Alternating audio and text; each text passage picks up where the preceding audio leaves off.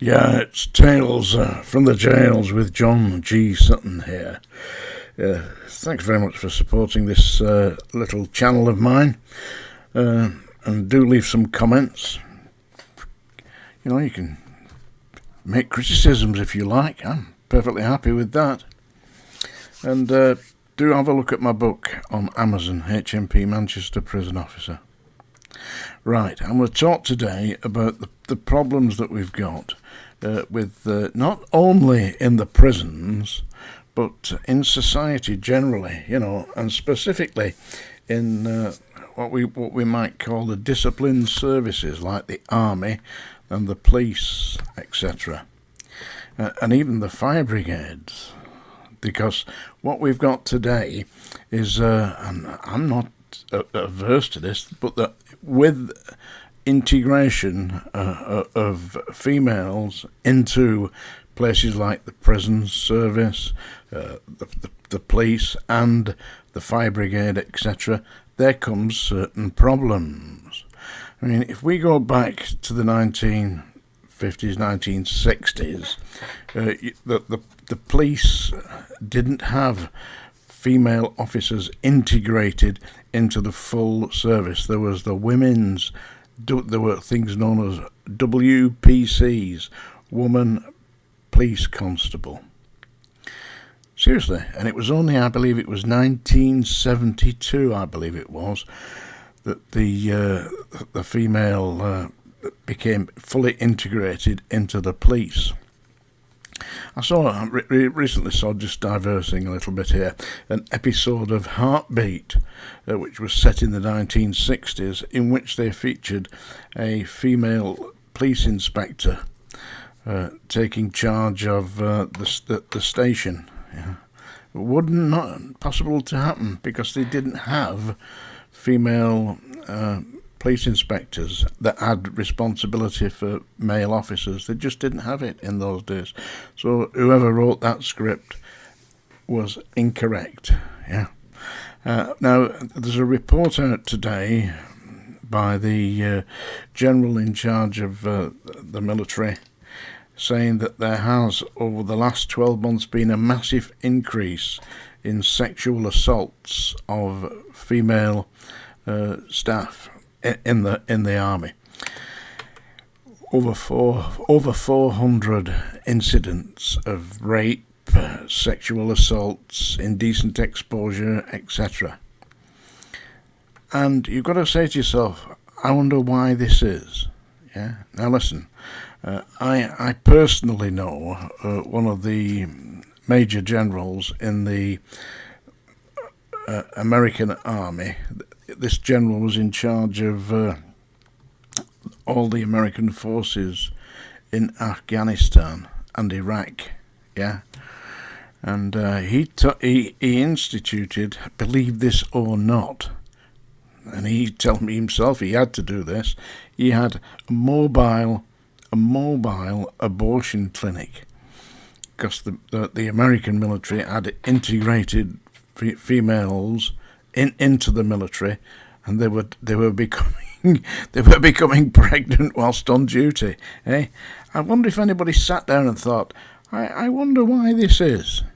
Why do you think this is happening? I mean, we're just doing this because we believe that females should be integrated in, and they should be in every way equal to the man. Yeah. Well, that's what happens.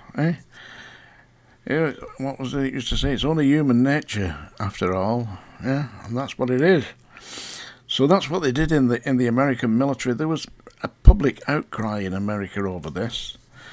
But the Major General said, what am I going to do? He said, I can't lose all these troops that I've got. They're just not available for service when they're pregnant. So that's what he did, a mobile abortion clinic. Yeah, and it wasn't just in Iraq, it was in Afghanistan as well.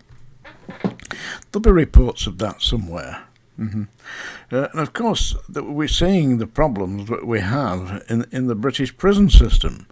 The British prison system, one particular prisoner, Gerwin, anyway, it was the Welsh one, not far off Wrexham, that area, yeah, where 38 members of staff over the last 3 years, I think it is, or maybe 4 years, have been dismissed and prosecuted for consorting with the male prisoners. Female prison staff. I mean, it is going to happen. It's a fact of nature that men will attempt to get their hands on females if it's possible to do it. It's a natural thing, isn't it? Not. I mean, some people like goats, don't they, Larry? Some people like women. But there we are. And that's what's happening at the moment. And it's in the fire service. You see, in the fire service, I mean, and I'd known many firemen in my time. Not too personally, you know. But in passing, yeah. And they spend nights in a dormitory, don't they? Sleeping, yeah. So you get, you integrate women into that. What they're going to get? They're going to get bed hopping.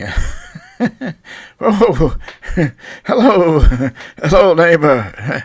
It's a bit cold tonight, yeah. Keep this warm for a bit. What else can they expect? Yeah, and of course, in the prison service, you've got, they know, I know I keep harping on about this, but they've got virtual hostesses, haven't they?